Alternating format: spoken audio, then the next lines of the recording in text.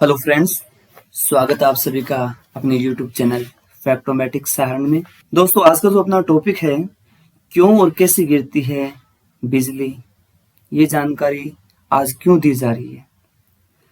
अभी 11 जुलाई को उत्तरी भारत में बारिश के चलते लगभग 70 लोगों की आकाशीय बिजली गिरने से जान चली गई।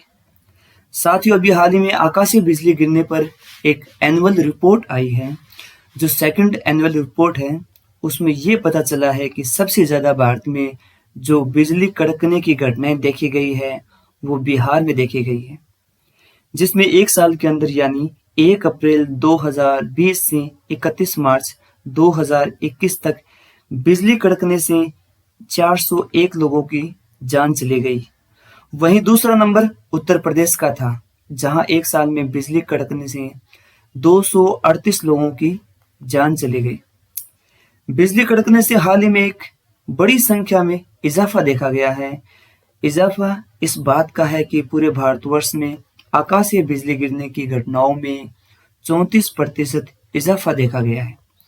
अगर हम कुल संख्या की बात करें, 1.38 करोड़ बार अगर वर्ष 2019-20 में बिजली कड़की थी, तो इस बार 1.85 करोड़ बार बिजली कड़की है। यानी लास्ट टाइम से इस बार 34% ज्यादा बार बिजली कड़की है। बिजली कड़कना, जिसे लाइटिंग स्टॉर्म कहते हैं, सबसे ज्यादा बिजली कड़कने की घटनाएं पंजाब प्रांत में देखी गई है। चलो देखते हैं आखिर बिजली चमकती क्यों है। बिजली चमकती कैसे है, इससे पहले हम देखते हैं बादल कैसे बनते हैं, क्योंकि जो बिजली चमकने की या कड़कने की जो प्रक्रिया है वो एक बादलों द्वारा होती है। तो हम पहले देखें कि बादल कैसे बनते हैं। बादल बनने की प्रक्रिया समझने के लिए एक सामान्य बेसिक नॉलेज होनी चाहिए। जो सामान्य जानकारी, जो नॉलेज, वो ये है कि समुद्र में जब सूर्य की किरणें पड़ती है तो जो जल होता है वो वाष्प के रूप में ऊपर उठता है, और जो जल है वो वाष्प के रूप में बदलता है तो अपने अंदर एक एनर्जी को स्टोर करता है, जिसे उष्मा, गुप्त उष्मा कहते हैं। और रूल ये होता है कि 165 मीटर की ऊंचाई पे जाने पे 1 डिग्री सेल्सियस टेम्परेचर कम हो जाता है। पृथ्वी से जैसे ही 165 मीटर की ऊंचाई पे जाएंगे 1 डिग्री सेल्सियस कम हो जाएगा। अगर हम 1 किलोमीटर के उपलक्ष्य में देखें तो 6 डिग्री सेल्सियस तापमान है वो कम हो जाएगा।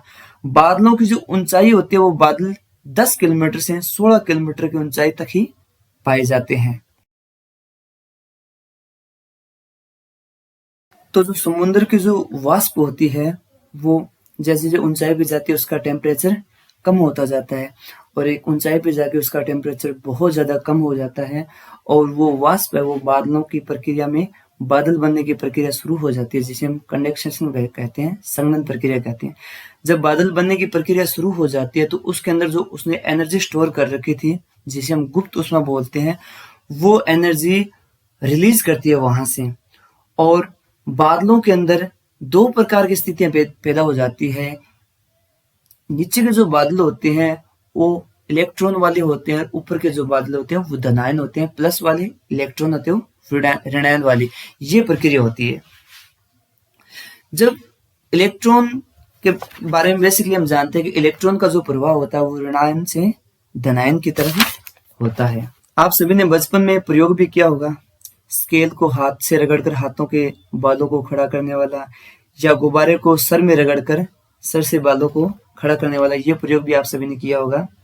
जब बादल आपस में टकराते हैं तो नीचे इलेक्ट्रॉन वाले बादल रह जाते हैं और ऊपर धनायन वाले, बिना इलेक्ट्रॉन वाले। हम जानते हैं कि इलेक्ट्रॉन हमेशा धनायन की तरफ भागते हैं, क्योंकि इलेक्ट्रॉन ऋणायन होते हैं, धनायन की तरफ भागते हैं। इस प्रकार विद्युत का प्रवाह होता है, जिसे बिजली कहते हैं।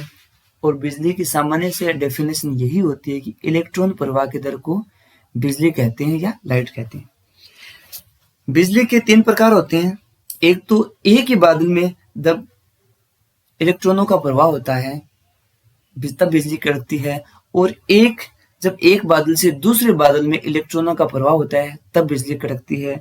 और तीसरी स्थिति आती है जब बादलों से पृथ्वी की तरफ इलेक्ट्रॉनों का प्रवाह होता है, जिसे हम आकाशीय बिजली कहते हैं, और उसी बिजली से ही पृथ्वी पर लोगों की मृत्यु होती है।